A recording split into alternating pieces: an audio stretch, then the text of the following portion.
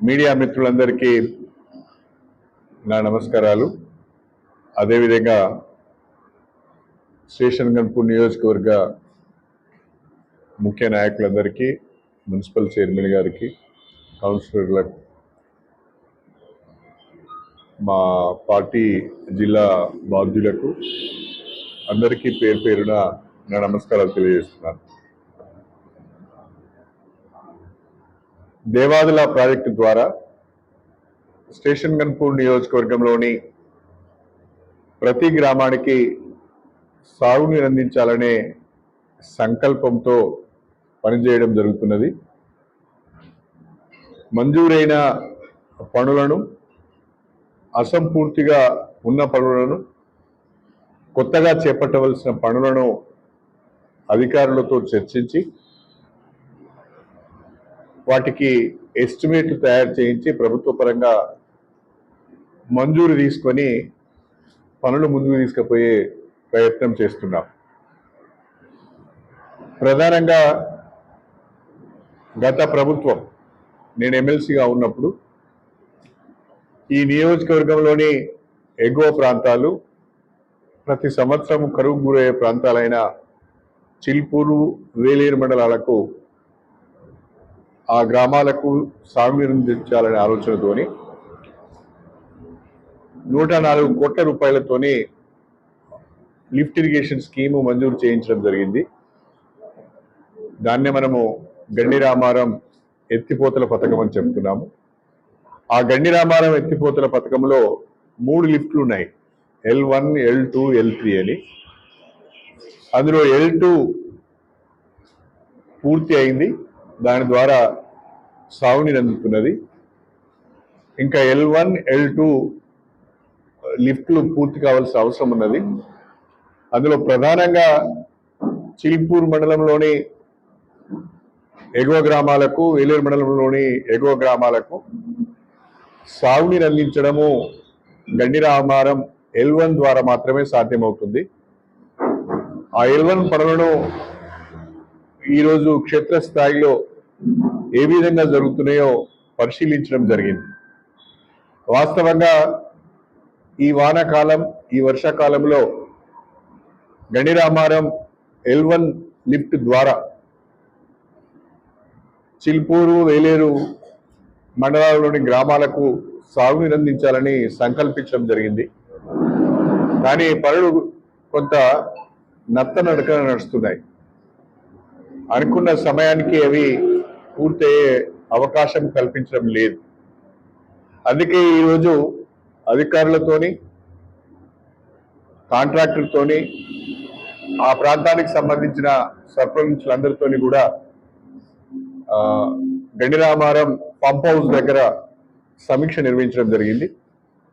ఆ సమీక్షలో అధికారులందరికీ కూడా స్పష్టమైన ఆదేశాలు ఇచ్చి, ఎట్టి పరిస్థితులలో ఈ వానాకాలం పంటకు సాగునీరు అందించే విధంగా పనులు పూర్తి చేయాలని చెప్పి ఆదేశాలు ఇవ్వడం జరిగింది. ప్రధానంగా సివిల్ వర్క్స్ కానీ, ఎలక్ట్రికల్ సబ్స్టేషన్ నిర్మాణం కానీ, పైప్ లైన్లను వేయడం కానీ,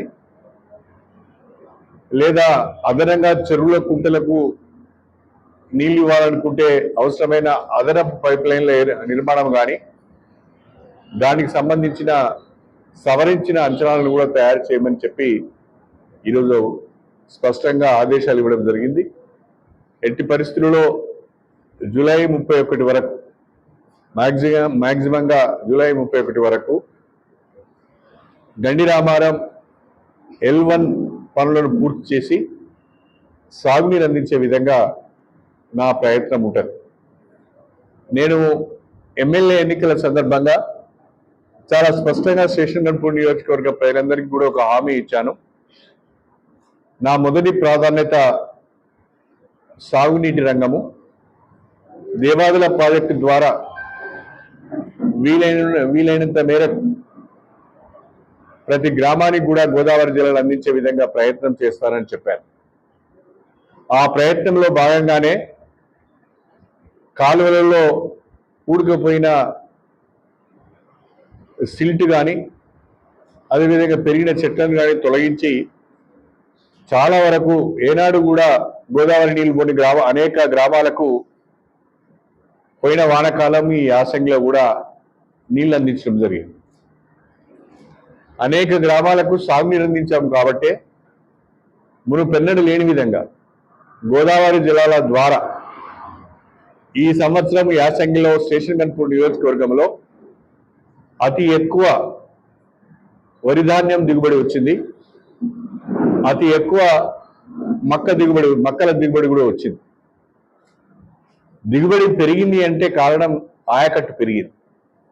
ఆయకట్టు పెరిగింది అంటే కారణం గోదావరి జలాల వల్లనే అని నేను ఖచ్చితంగా చెప్పగలను.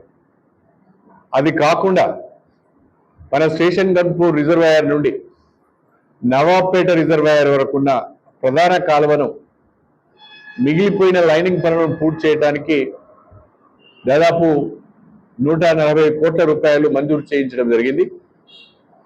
ప్రధాన కాలువ లైనింగ్తో పాటు ఉప కాలువ లైనింగ్లు కూడా చేపడుతున్నాం. ఇప్పుడు కొన్ని ప్రాంతాలలో లైనింగ్ పనులు ముమ్మరంగా జరుగుతున్నాయి. ప్రధానంగా మన L9, L10, L8 అంటే లింగాలగనపురం మండలంలో ఉప కాలువల పనులకు కూడా లైనింగ్ వర్క్ జరుగుతున్నది. ప్రధాన కాలువ పనులకు కూడా లైనింగ్ వర్క్ జరుగుతున్నది. అది కాకుండా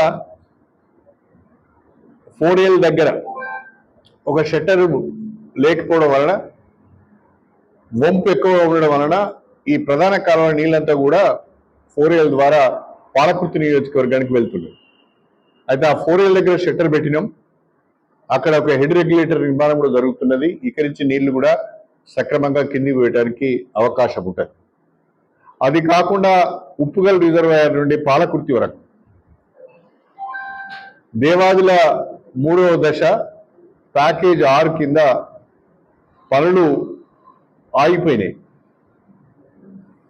ఎందుకు ఆగిపోయినాయని తెలుసుకుంటే అంచనాలు సరిగా లేవు, మేము ఈ అంచనాలతో పనులు చేసే పరిస్థితులు లేవని చెప్పి కాంట్రాక్టర్లు చేతులెత్తేశారు. అప్పుడు మళ్ళీ ప్రభుత్వంతో మాట్లాడి అంచనాలను సవరించి ఇవాళ ప్రభుత్వ పరంగా అనుమతి తీసుకొని ప్యాకేజ్ 6 పనులను కూడా ప్రారంభించడం జరిగింది. ఈ ప్యాకేజ్ 6 కింద దాదాపుగా 78,000 ఎకరాల ఆయకట్టు వస్తుంది. అందులో స్టేషన్ గన్పూరు, వర్ధనపేట, పాలకుర్తి, తుంగతుర్తి 4 నియోజకవర్గాలకు ఉపయోగపడే విధంగా ఈ ప్యాకేజ్ 6 ఉన్నది కాబట్టి దానికి మంజూరు వచ్చింది. ఆ పనులు కూడా వేగంగా జరుగుతున్నాయి. దాంతోపాటు జఫర్గఢ్ పెద్ద చెరువును కూడా ఆన్లైన్ రిజర్వాయర్ కూడా దాంట్లో చేస్తున్నాం. అంటే ఒక 104 కోట్ల రూపాయలు గండిరామారం ఎత్తిపోతల పథకానికి ఇచ్చాం. గణపురం నుంచి నవాబ్పేటకు పోయే ప్రధాన కాలువ ఉప కాలువ లైనింగ్ కొరకు ఒక 140 కోట్ల రూపాయలు వచ్చాయి. అదేవిధంగా 3వ దశలో ఉన్న ప్యాకేజ్ 6 పనులను పూర్తి చేయడానికి సవరించిన అంచనా ప్రకారం మరొక 400 కోట్ల రూపాయలు అంటే 1000 కోట్ల రూపాయలు వచ్చినాయి. దాంట్లో మన గణపురం నియోజకవర్గం యొక్క పోర్షన్ 400 కోట్ల రూపాయలు. ఇవి కాకుండా కూడా ఇంకా ఇవాళ పామునూరు దగ్గర ఉన్న బంజర్మాట్ కానీ, తమ్మడిపల్లి చెరువు పూర్తిగా తెగిపోయింది, దాన్ని రిస్టోర్ చేయడానికి కానీ, నెల్లూట్ల దగ్గర యశ్వంతపూర్ వాగు పైన చెక్ డ్యామ్ నిర్మాణానికి కానీ ఇవన్నీ కూడా ప్రతిపాదనలు ప్రభుత్వానికి పంపించడం జరిగింది. ఈ పనులన్నీ కూడా 1 సంవత్సరం లోపల పూర్తి చేయాలని స్టేషన్ గన్పూర్ నియోజకవర్గంలో సాధ్యమైనంత మేరకు 2 పంటలకు ప్రతి ఎకరానికి సాగునీరు అందించే విధంగా ఒక ప్రణాళికను రూపొందించుకొని ముందుకు పోవాలని నేను ఆలోచిస్తున్నాను. దానికి రైతులందరూ కూడా సహకరించాలని చెప్పి నేను విజ్ఞప్తి చేస్తున్నాను. ప్రధానంగా గండిరామారం లిఫ్ట్ 3కి సంబంధించి మన నష్కల్ దగ్గర పంప్ హౌస్ కట్టి అక్కడి నుంచి లిఫ్ట్ చేసి వంగాలపల్లి, ధర్మాపురం, మల్లెపల్లి గ్రామాలకు సాగునీరు ఇవ్వాల్సిన అవసరం ఉన్నది. అక్కడ రైతులు పైప్ లైన్ వేయడానికి కొన్ని ఇబ్బందులు పెడుతున్నారు. దానిపైన కూడా రైతులతో ముఖాముఖి మాట్లాడటానికి ప్రయత్నం చేస్తున్నాను. అది కూడా ఒక వారం రోజుల లోపల ఆ సమస్య కూడా పరిష్కారమై ఆ లిఫ్ట్ 3 పనులు కూడా ప్రారంభించే విధంగా చర్యలు తీసుకుంటామని చెప్పి నేను ఈ సందర్భంగా తెలియజేసుకుంటున్నాను. అదేవిధంగా రాష్ట్ర వ్యాప్తంగా ముమ్మరంగా మక్కల కొనుగోళ్లు కానీ వరిధాన్యం కొనుగోళ్లు కానీ జరుగుతున్నాయి. కేంద్ర ప్రభుత్వం విధించిన నిబంధనల మేరకు ధాన్యం సేకరణలో కొంత ఆలస్యం అవుతున్నది. మన తెలంగాణలో 1,40,00,000 మెట్రిక్ టన్నులు ఈ యాసంగిలో వరిధాన్యం దిగుబడి అవుతుందని అంచనా వేస్తే 60 లక్షల మెట్రిక్ టన్నులు మాత్రమే కొనడానికి కేంద్ర ప్రభుత్వం అనుమతి ఇచ్చింది. దాని ద్వారా కొంత ఇబ్బంది అవుతున్నది. అయినా కూడా రాష్ట్ర ప్రభుత్వం వెనకాడకుండా ఒక బ్యాంకు నుంచి 22,000 కోట్ల రూపాయల అప్పు తీసుకొని రైతుల దగ్గర నుంచి మద్దతు ధరకు వరి ధాన్యాన్ని సేకరిస్తున్నారు. ఈ క్రమంలో వర్షాకాలం పండిన ధాన్యం కానీ పత్తి కానీ గోడౌన్లలో నిండుగా ఉండడం వలన గోడౌన్లు ఖాళీ లేకపోవడం వలన వరి ధాన్యంని కొని మిల్లులకు షిఫ్ట్ చేయడంలో కొంత ఆలస్యం అవుతున్నది. వారం రోజులు 10 రోజుల సమయం కూడా పడుతున్నది. దయచేసి దీన్ని రైతులు అర్థం చేసుకోవాల్సిందిగా నేను కోరుతున్నాను. మనము ప్రభుత్వం ఏర్పాటు చేసిన కొనుగోలు కేంద్రాలకు రాకుండా ధాన్యం బయట అమ్ముకుంటే 1,600, 1,700 కూడా ఎవరు కొంటలేరు. అదే మనం ప్రభుత్వ కొనుగోలు కేంద్రాలకు ఇస్తే 2,369 రూపాయలకు క్వింటాల్ చొప్పున మద్దతు ధర ఇచ్చి ప్రభుత్వం కొనుగోలు చేస్తున్నది. కాబట్టి ఒక వారం రోజులు ఆలస్యమైన మీరు నష్టపోవద్దన్నదే రాష్ట్ర ప్రభుత్వం యొక్క ఉద్దేశం. అదేవిధంగా మక్కల కొనుగోలులో మొదట్లో కొంత ఇబ్బంది అయింది. ఇప్పుడు మక్కల కొనుగోలుకు సంబంధించి మన నియోజకవర్గంలో ఎక్కడ పెద్ద తీవ్రమైన సమస్య లేదు, అది సార్ట్ అవుట్ అయింది. వరిధాన్యం సమస్యను కూడా ఈ వచ్చే 2-3 రోజులలో సార్ట్ అవుట్ చేసే విధంగా మిల్స్ ను రీట్యాగింగ్ చేయమని చెప్పి కలెక్టర్ గారికి ఈ రోజే చెప్పడం జరిగింది. కొన్ని మిల్స్ పూర్తిగా నిండుకొని పోయి ఉన్నాయి. ఆ మిల్స్లలో జాగ కూడా లేదు బస్తాలు నింపుకొని పెట్టుకోవటానికి.